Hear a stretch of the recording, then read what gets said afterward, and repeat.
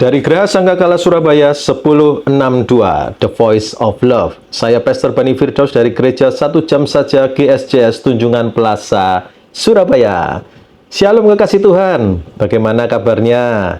Ya, saya selalu berdoa untuk kekasih Tuhan agar tetap sehat-sehat saja dalam segala apa yang kekasih Tuhan lakukan. Kekasih Tuhan, pada abad ke-18 Kapten James Cook, Kapten James Cook, seorang penjelajah Inggris yang terkenal, memimpin ekspedisi besar melintasi Samudra Pasifik, daerah yang pada saat itu masih misterius dan penuh bahaya. Di tengah lautan yang belum dipetakan, di mana badai dan arus kuat mengancam keselamatan kapal dan awaknya, satu alat yang sangat krusial adalah kompas. Bagi Cook, kompas bukan hanya sekedar alat navigasi, melainkan pemandu setia yang menuntunnya melewati ketidakpastian dan kekacauan alam. Kepercayaannya pada kompas memungkinkan Cook menemukan jalur yang aman, menjelajahi tanah baru, dan mengembalikan kapal serta awaknya dengan selamat ke pelabuhan. Dari perjuangan di laut yang ditemani kompas, Kapten James Cook akhirnya terkenal karena 3 pelayarannya antara tahun 1768 dan 1779 di Samudra Pasifik dan khususnya ke Selandia Baru dan Australia. Ia membuat peta terperinci Newfoundland sebelum melakukan 3 pelayaran ke Pasifik, di mana ia mencapai kontak Eropa pertama yang tercatat. Wih, keren ini ya.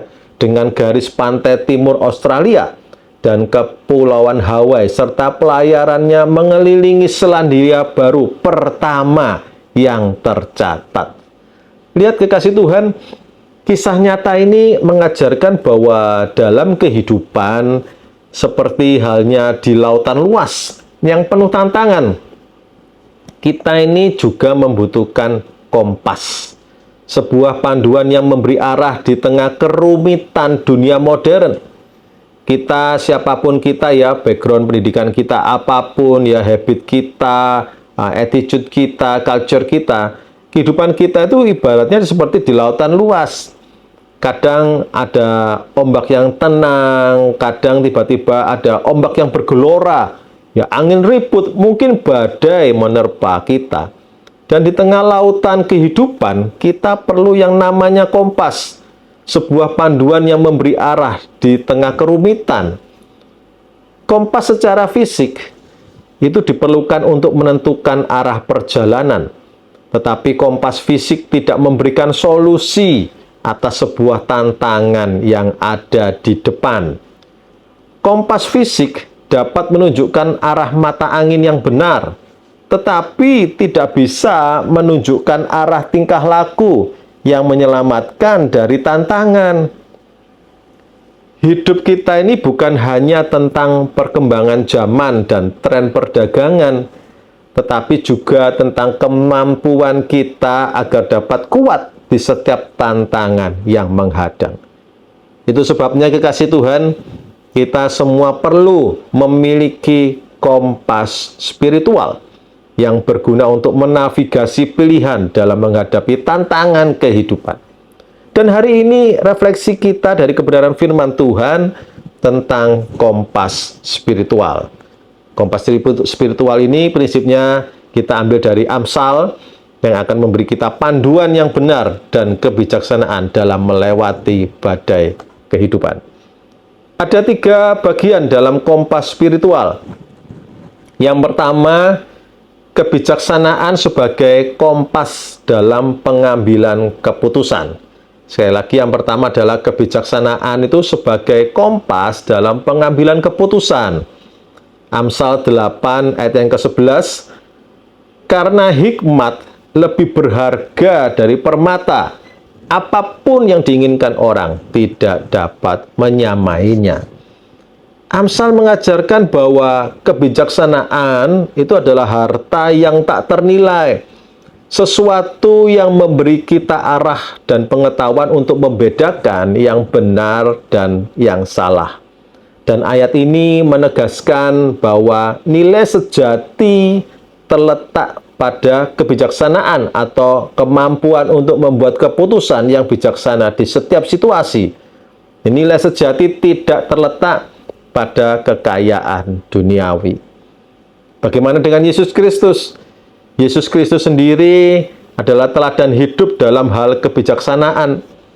Dalam khotbah di bukit, ia mengajarkan agar kita mencari kerajaan Allah dan kebenarannya terlebih dahulu, menempatkan nilai-nilai ilahi di atas segala sesuatu.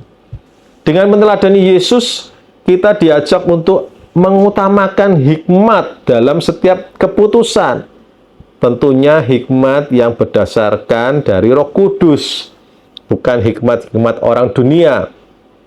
Seperti seorang pemimpin yang memilih untuk maju seperti Musa, ya, memimpin bangsa Israel untuk berperang, seperti Yosua ketika ingin menyerang Yeriko, itu memakai hikmat dari Tuhan, bukan dengan keputusannya sendiri untuk maju berperang. Dan kebijaksanaan ini adalah cikal bakal dari pengambilan keputusan secara fisik. Proses ini tidak kelihatan mata, dan disinilah perlu tuntunan Roh Kudus untuk menerangi proses pengambilan keputusan, sehingga keputusan kita yang secara fisik tidak salah langkah. Dengan menempatkan kebijaksanaan sebagai kompas kehidupan, kita meniru teladan Yesus yang selalu mengutamakan nilai-nilai kekal. Kebijaksanaan memungkinkan kita untuk memilih jalan yang benar dan memuliakan Tuhan, sekaligus membantu kita bertahan di tengah tantangan dunia modern. Proses kebijaksanaan ini merupakan proses dari pemikiran kita, ya. Sebelum kita menentukan langkah apa yang harus kita lakukan, ini kita harus mengambil proses pemikiran berdasarkan pertimbangan dan pertuntunan dari Roh Kudus. Misalkan kalau di dunia kerja, pemimpin yang membuat keputusan berdasarkan prinsip kebijaksanaan, seperti memilih strategi bisnis yang etis dan berkelanjutan, akan menciptakan lingkungan kerja yang tahan uji. Seringkali kita di dalam dunia kerja itu bertabrakan dengan kebijaksanaan dari dunia. Kalau kebijaksanaan dari dunia, oke lah, enggak apa-apa, kita sedikit membuat, ya toh, double report untuk accounting kita.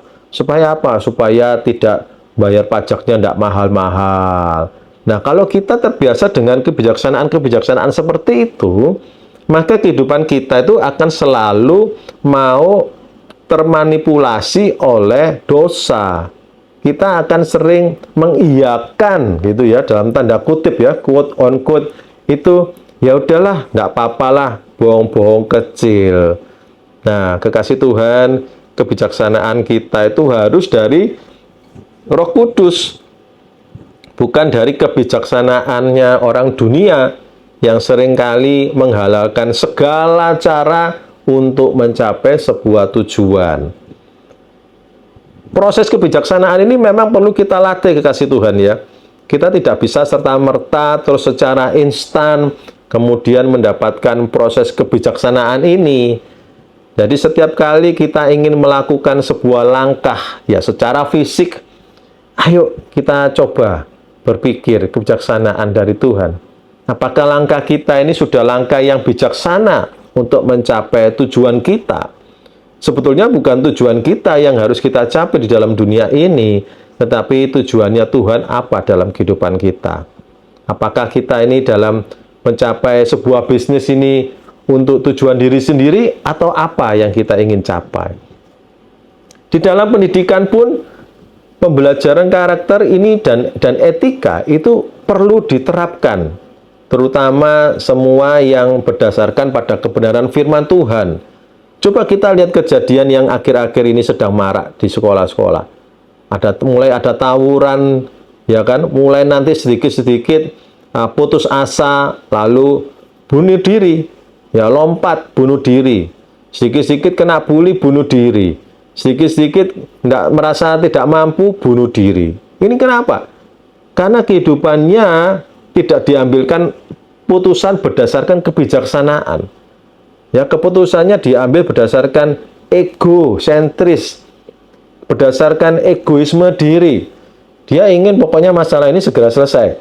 Nggak tahu itu bagaimana caranya. Akhirnya bunuh diri. Dalam kehidupan pribadi, kekasih Tuhan, kita ini perlu juga meluangkan waktu untuk merenung dan membaca kitab Amsal.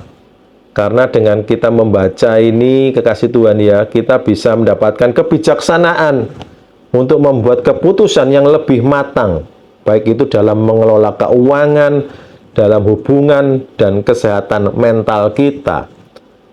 Kekasih Tuhan, kita ini boleh ya, kita ini boleh memilih keputusan apapun yang akan kita ambil. Tetapi kita ini tidak bisa memilih konsekuensi apa yang kita terima dari keputusan tersebut.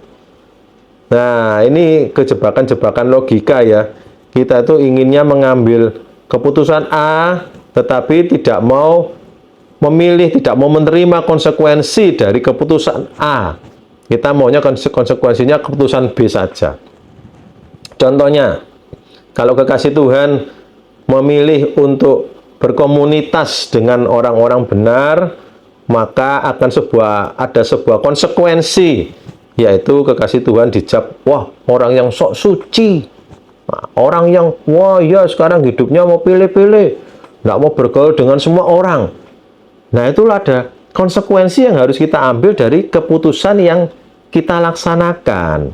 Ya ada konsekuensi yang sebagai hasil dari keputusan yang kita ambil. Nah bagaimana kekasih Tuhan mau ndak mengambil konsekuensi itu?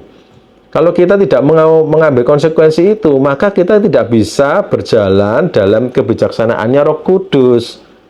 Kalau Roh Kudus mengatakan bahwa pergaulan yang buruk merusak kebiasaan yang baik, maka ayo kita bergaulah di orang-orang yang baik, orang-orang yang penuh semangat, orang-orang yang dalam kehidupan sehari-harinya mereka mau berjalan di dalam kebenaran firman Tuhan. Kalau kita memilih untuk berjalan dalam kebijaksanaan firman Tuhan, ya dipimpin Roh Kudus, nanti lihat kekasih Tuhan ya, hasilnya itu pasti luar biasa. Saya percaya kalau keputusan kita itu dari hasil kebijaksanaan Roh Kudus, maka hasilnya itu akan membahagiakan, menyenangkan, membawa sukacita dan damai sejahtera. Poin yang kedua, kepercayaan penuh kepada Tuhan itu sebagai kompas dalam kekuatan langkah. Amsal 3 ayat yang kelima. Percayalah kepada Tuhan dengan segenap hatimu dan janganlah bersandar kepada pengertianmu sendiri. Amsal 3 ayat yang kelima ini mengajak kita untuk menaruh kepercayaan penuh kepada Tuhan dalam menghadapi segala tantangan dan godaan. Di dunia yang dipenuhi dengan informasi yang bertentangan dan tekanan yang membuat kita ragu, ayat ini mengingatkan bahwa kita tidak boleh hanya mengandalkan kecerdasan atau pemahaman kita sendiri.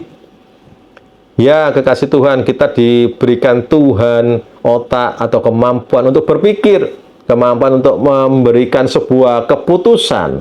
Tetapi kita tidak boleh mengandalkan kecerdasan kita sendiri, karena kecerdasan kita itu mudah termanipulasi, mudah terganggu oleh apa yang kita lihat, oleh apa yang kita dengar. Dari mana? Dari sosial media, dari teman-teman, dan sebagainya. Yesus Kristus pun juga mencontohkan prinsip ini dengan berkata, janganlah gelisah hatimu, percayalah kepada Allah, percayalah juga kepadaku. Itu ada di Yohanes 14 ayat yang pertama. Dan dalam menghadapi berbagai godaan dan kesulitan, Yesus menunjukkan bahwa ketenangan dan kekuatan sejati berasal dari penyerahan diri kepada kehendak Bapanya. Loh, kalau kita ya, kekasih Tuhan ya, mau melihat kehidupan Yesus ya, yang sering ditentang karena Yesus mengajarkan ajaran-ajaran yang luar biasa, ya, ajaran-ajaran yang bijaksana. Mungkin kalau saya pribadi jadi Yesus ya, bisa mangkel ya, Bisa, waduh, tak pukuli tuh orang-orang ya. Apalagi saya punya kuasa kan. Ya, saya punya kuasa mengadakan mujizat air jadi anggur. Loh, ini kan sesuatu yang tidak masuk akal ya. Apalagi kalau bisa mengadakan mujizat yang tidak masuk akal, wah, orang-orang itu yang suka menyerang saya, suka mengata-ngatai saya rubah aja mereka jadi katak. Wah, jadi suike. Wah, terus digoreng kita makan. Enaknya. Ya, apa yang dilakukan Tuhan Yesus? Ya, Tuhan Yesus menyerahkan semuanya kepada Tuhan. Percaya kepada Allah. Ya, nggak perlu gelisah hatinya. Kalau ada orang yang ngerasani, nggak usah gelisah ya, kasih Tuhan ya. Telinganya ini nggak usah mudah panas. Yang harus mudah panas itu kompor, itu ya. Kalau kompor tidak mudah panas, berarti kompornya rusak. Jadi, kekasih Tuhan, ayo kita ini di dalam kehidupan, kita itu perlu percaya penuh kepada Tuhan sebagai kompas dalam kekuatan langkah kita. Menyerahkan segala sesuatu kepada Tuhan, sebagaimana diajarkan oleh Yesus, ini memampukan kita menghadapi setiap godaan dan tantangan dengan kepala dingin. Sebab apa? Sebab kita tahu bahwa Tuhan memegang kendali atas segala sesuatu. Ini ada sambungannya loh, kekasih Tuhan, dengan kebijaksanaan tadi. Kebijaksanaan dari Roh Kudus ini menyangkut proses kita berpikir, sedangkan percaya penuh kepada Tuhan ini lebih ke arah keberanian kita melangkah sesuai kebijaksanaan dari Roh Kudus tadi. Jadi ini saling terkait.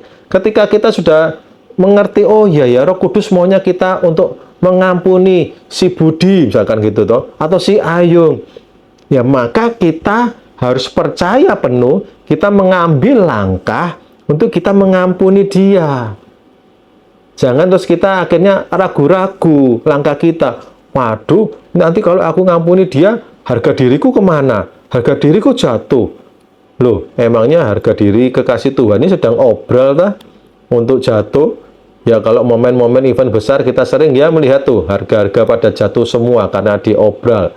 Ya, sale, apalagi kita mau event besar, ya event-event terdekat, event-event besar, wah pasti banyak sale tuh di mall-mall. Kita kembali ke poin tadi yang nomor 2. Kepercayaan penuh kepada Tuhan itu sebagai kompas dalam kekuatan langkah kita. Di tengah kita banjir informasi dan komentar negatif, seseorang yang menaruh kepercayaan akan Tuhan akan lebih mampu menyaring apa yang benar dan menolak kebingungan digital. Ya, kekasih Tuhan, jangan bingung dengan berita-berita yang beredar di sosial media tanpa kekasih Tuhan meneliti terlebih dahulu. Kalau kekasih Tuhan bukan tipe-tipe orang yang bisa ngecek kebenaran berita, ya udah, jangan bingung dengan hal itu semua. Lebih baik kita apa? Lebih baik kita fokus pada kepercayaan pada Tuhan. Bagaimana kita itu bisa melangkah sesuai dengan kebijaksanaan tadi yang diterangi oleh Roh Kudus di poin pertama, dan kita melangkah dengan mantap, dengan percaya sepenuhnya kepada Tuhan bahwa setiap langkah yang kita ambil itu pasti membuahkan hasil. Dalam dunia bisnis pun juga seperti itu. Pengusaha yang menghadapi persaingan tidak sehat atau praktek curang itu dapat dengan teguh dengan menaruh kepercayaan kepada Allah, mengetahui bahwa setiap tantangan itu memiliki jalan keluar menurut rencana ilahi. Jangan kita tuh panas hati, jangan kita tuh mudah tersinggung.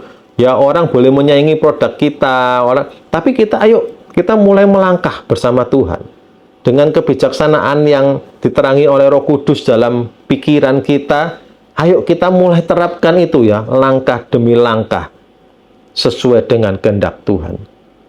Termasuk juga kalau kita ini dalam kehidupan pribadi, kita dihadapkan pada konflik atau tekanan sosial, ya dirasani orang termasuk tadi ya, kemudian mungkin dihina-hina. Ayo kekasih Tuhan, lakukan kepercayaan penuh pada Tuhan untuk membantu menjaga kedamaian batin kita, untuk mendorong solusi yang berlandaskan kasih. Itulah kompas spiritual kita. Menghadapi tantangan, coba dilihat kompasnya kita. Kompasnya kita ke arah kepercayaan kepada Tuhan, atau kita malah meninggalkan Tuhan. Kita malah kecewa dengan Tuhan. Mana kompas kita? Kalau selama kompas kita benar, kita mau percaya terus pada Tuhan, mau kompas kita itu benar, kita mau bijaksana berdasarkan Roh Kudus, maka semua itu akan terbuka dengan lebar di depan kita. Tuhan pasti akan tolong, kekasih Tuhan. Poin yang terakhir, poin yang ketiga, hidup benar di hadapan Tuhan itu sebagai kompas dalam menjalin hubungan. Saya ulangi lagi poin yang ketiga, hidup benar di hadapan Tuhan itu sebagai kompas dalam menjalin hubungan. Amsal 12 ayat yang ke-26 berkata demikian, orang benar mendapati tempat penggembalaannya, tetapi jalan orang fasik menyesatkan mereka sendiri. Amsal mengajarkan bahwa hidup benar tidak hanya menguntungkan diri sendiri, tetapi juga dapat bergaul dengan banyak orang, memancarkan cahaya, menginspirasi orang lain. Hidup orang benar itu yaitu hidup dengan kebijaksanaan dan pengertian untuk menjadi saksi dari kasih dan keadilan Tuhan yang berguna dalam setiap hubungan. Yesus Kristus melalui kehidupan dan perjalanannya dalam pelayanan di dunia memberikan contoh sempurna tentang bagaimana hidup benar. Hidup benar yang dilakukan Yesus Kristus adalah dengan kasih yang dapat mengubah dunia. Yesus mengajarkan bahwa setiap tindakan yang mencerminkan kebenaran ilahi adalah bukti kehadiran Allah dalam kehidupan kita. Hidup benar ini menjadi perhiasan bagi kehidupan kita, membawa damai dan kasih yang memancar kepada semua orang di sekitar kita. Hidup benar menjadi kompas dalam menjalin hubungan. Kalau kita biasa hidup benar, maka kita akan mudah loh mengetahui ketika ada hubungan yang tidak baik, ada hubungan yang baik. Nah, itu kompasnya kita.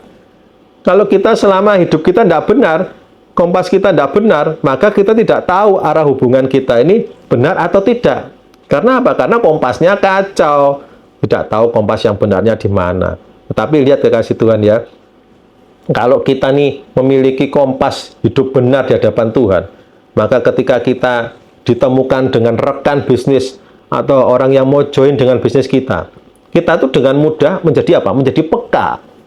Ya, menjadi peka, oh orang ini tidak benar ini tidak benar ini. Hubungannya kalau kita lanjutin terus, wah kita bisa kacau nih. Nanti bisnis saya bisa diciak ini, uang saya bisa diciak ini. Jadi peka, karena apa? Karena kompas spiritual kita benar. Kompas hidup benar kita ini menjalin hubungan kita jadi lebih jelas. Bagaimana kita bisa berkomunikasi, bagaimana kita bisa membangun relasi dengan orang lain.